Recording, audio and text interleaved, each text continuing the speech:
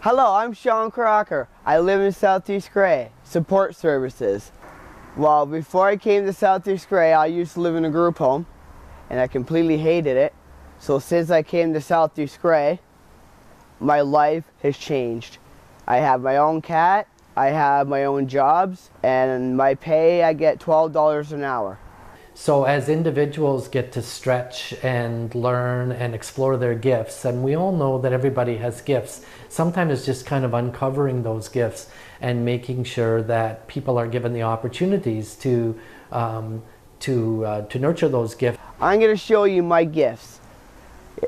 First is my drum beats.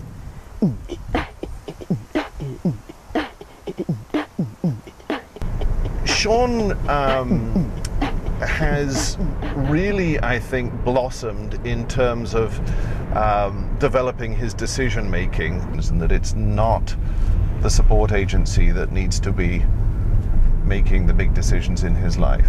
And if you have 4 people together, living together or whatever, do all of them require the same amount of support? We would say no. Take each of those people individually and then build the support around them based on their strengths and their gifts and their abilities and their willingness maybe to push the boundaries of independent living. Well, I've been here for 30 years, and the thing that keeps me here is the fact that it is an individualized agency. What we do here is help people make good choices for themselves because it's their lives.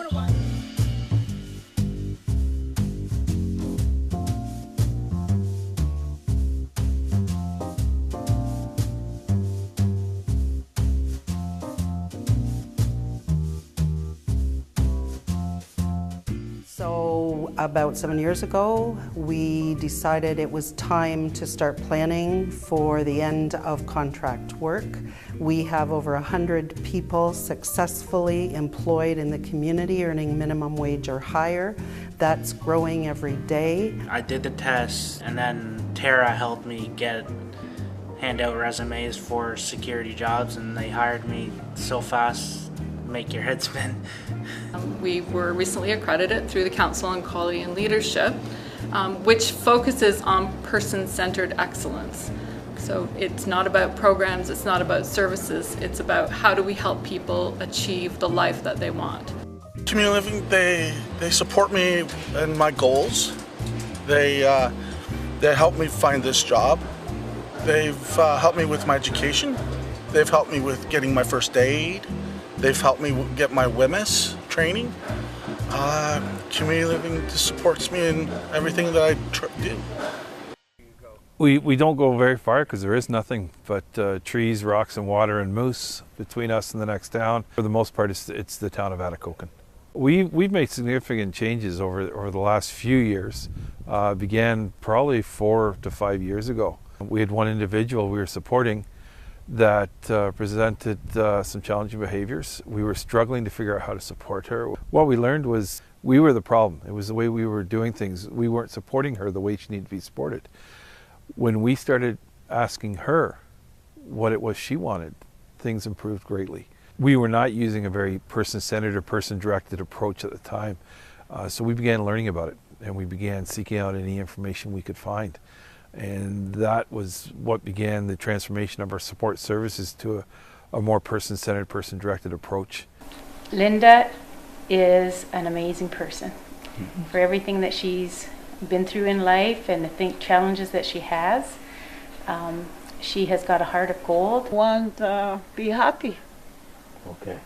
I want to be happy always come through my life. Yeah. And I have a new family now. Yeah. Here in Atikokan. Yes, we've been very excited over the last couple of years to have embarked upon a transformation of our sheltered workshop and former day program services. We rediscovered ourselves to some point around knowing that we had to have open and honest communications with parents. We had to approach the change in supports to individuals one person at a time. We also needed to look at how employment was going to play a key role in this change process. You know, these are workers that are reliable, that show up, that are committed, that never call in sick, that really enjoy their jobs. Certainly they fulfill the need of the employer. I would probably say a spin-off is they bring something to the workplace, but that's not the piece that we're selling to employers. We're selling that these are hard, dedicated, committed workers that can certainly contribute to your business. We did embark on a process of summer employment for youth, and in our second year, so we started in the summer of 2015, we had 3 youth employed with disabilities employed in the community at competitive wages. This past summer, we were up to 19 youth employed in the community with 17 student job coaches that were funded through a combination of federal government funding as well as some contributions through Community Living Algoma. Yeah, I think we come from a history of people with intellectual disabilities being highly marginalized, and the public not really understanding what they can do, are able to do, and how they would contribute to the community. So a lot of the traditional agency focus is really on almost creating a sort of a parallel society where they can exist safely and have nice people around them in a home and in a place where they go and spend the day and go back to that home. And so that's very, very different activity from, well, the place they should be is with everybody else, and the support they need is to reduce the barriers to make that possible. We're here at Lansdowne Park, home of the Ottawa Red Blacks, 67s, and Ottawa Fury Soccer. And I live in this community, and the wonderful thing that's happened with the transformation of the work of our agency is there are actually 7 people that we support working different jobs here at Lansdowne. When a piece of work like this comes along that is very focused in its mandate in having those support organizations share their information, their processes, their ways of thinking, what they're doing, it helps us with our ultimate goal, and it helps really the people that we support have that better life. Our mission statement of meaningful and satisfying life, we work that material. Jim would bring us back to it constantly. What's meaningful and satisfying to you? And we always started with ourselves. He always made us work on knowing ourselves deeply. He was talking about a good life is a meaningful and satisfying life because he was an existentialist, right? So he brought a really passionate, crazed existentialist conversation to our management table. Every Wednesday when we had our management meetings, we were talking about values and vision. Always, and meaningful and satisfying, and doing personal exercises about driving deep to what was meaningful and satisfying to us. And then he'd say, how do you figure out what's meaningful and satisfying to someone that you're working with? We are offering art events. Sometimes they're large events, and sometimes they're sessions that we have around a certain art theme. And we invite community, so the invitation goes out to everyone. People are getting the opportunity to get better networked and enjoy community as well. Yeah. There's a drum session that's taking place this evening. And there's also something called Performance Explorations happening this evening as well at 7 Generations. And that incorporates elements of both art and improv and music. The idea that relationships build when people come together around something that they care about or that interests them, and that you don't have to kind of be artificial about that. But people look after each other if they're invited to do so. Other people want to do good stuff too, and so by hearing our stories, it in some instances makes them feel that they're not as dumb as they feel on the day because they can't seem to get it right, because we all experience that. And then the other times is like people have done some stuff and they think, God, I never thought about that. And so sometimes that's all it takes. And so you share that and you create that network of support around an idea, which is allowing people to live a good life and a safe life in the community. So we recognize how important it is to not just work with individuals to bolster up their life, but also to work from a more broad-based perspective of how is our community functioning. The change isn't going to happen if we manage people as a group. That's the system thinking. The change that I've seen happen in people's lives, real change, has happened when we've looked at that person and we've looked at what their gifts are, what their capacities are, what they're curious about, what their passions are, and try with them to build a life for them that's unique to them, and the supports that are unique to them having the life that they want. That's when the real change happens. Thunder Bay Police Services have been a champion as far as hiring people. Community Living Thunder Bay got me through the summer youth experience that they have here, which is known as C, but they showed me what to do and how to get into the job. He worked hand in hand with our IT office and also learned how to install computers into our cruisers. So he was a real go-getter. So he was a very good fit for us. The first associate we ever hired through Community Living was Sam, and that was just over 7 years ago. And it was because of the support Community Living provided that allowed it to be successful. And it certainly opened the door for many more associates after Sam.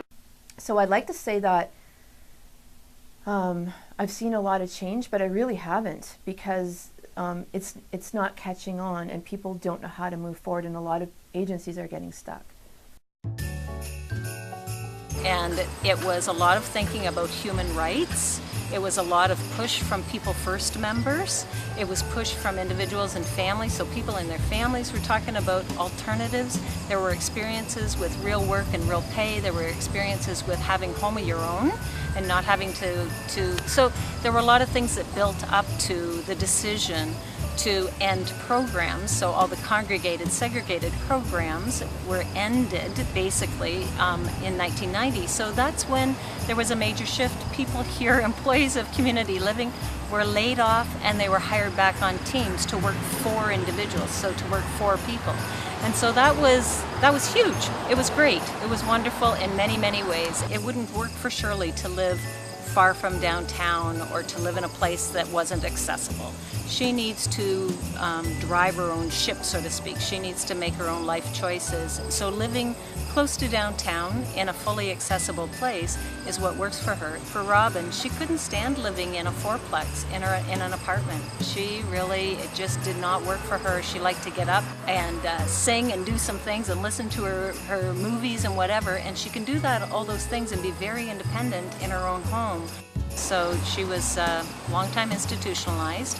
And you can imagine, because Linda doesn't speak for herself, that that people would assume that they know what's right for Linda always. And what we've learned through the years is that Linda can really communicate all kinds of things, even if she doesn't use her voice.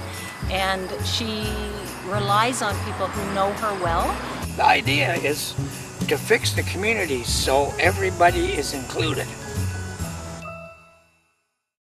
We've achieved what they refer to as Person-Centered Excellence Accreditation with Distinction, and we were informed that we're the only ones in the country to have achieved this high standard, and one of only 6 in the world, which is quite an honor.